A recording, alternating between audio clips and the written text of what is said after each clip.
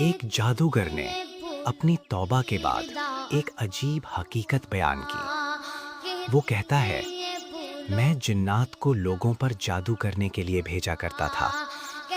کچھ لوگ ایسے تھے جن پر جادو فوراً اثر کر جاتا، لیکن کچھ کے بارے میں جنات واپس آ کر کہتے، ہم نے اس کی آواز سنی مگر اسے دیکھا نہیں۔ کچھ کے بارے میں وہ کہتے، ہم نے اسے دور سے دیکھا لیکن وہ ہماری نگاہوں سے غائب ہو گیا۔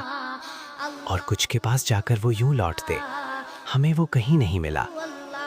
پھر میں نے مردہ طاقتور جنات کو بھیجا مگر وہ بھی ناکام ہو کر پلٹ آتے اور کہتے، ہم نے اسے پایا ہی نہیں۔ آخر کار میں نے عفریتوں کو بھیجا جو سب سے زیادہ قوی اور خطرناک جنات ہوتے ہیں، لیکن وہ بھی کہنے لگے، ہم نے مشرق و مغرب کی سرزمین چھان ماری مگر اس شخص کو نہیں ڈھونڈ سکے۔ میں حیران ہو کر کہتا، وہ تو اپنے گھر یا اپنی دکان پر ہے، پھر تمہیں کیوں نہیں ملا؟ تو وہ جواب دیتے، ہم وہاں گئے مگر وہ ہمیں نظر نہیں آیا۔ اصل راز کیا ہے؟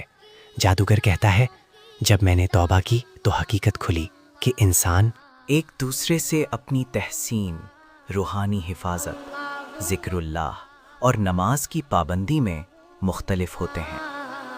جو لوگ بالکل حصار نہیں کرتے ان کا شکار کرنا آسان ہوتا ہے۔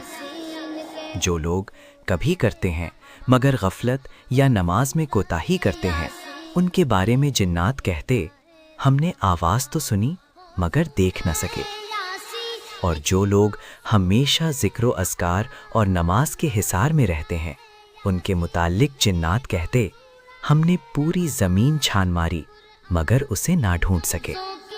یہاں تک کہ اگر وہ ان کے بیچ رہتے ہوں تب بھی انہیں دکھائی نہیں دیتے۔ قرآن کی گواہی۔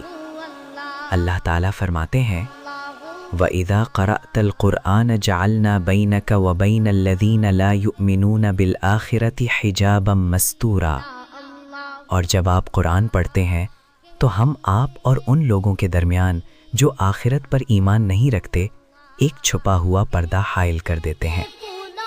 اصل حفاظت تعویذ یا دنیاوی تدبیروں میں نہیں بلکہ اللہ کی یاد، قرآن کی تلاوت اور نماز کی پابندی میں ہے۔ جو اللہ کے ذکر میں جیتا ہے وہ شیطان اور اس کے لشکر کے لیے گویا غائب ہو جاتا ہے۔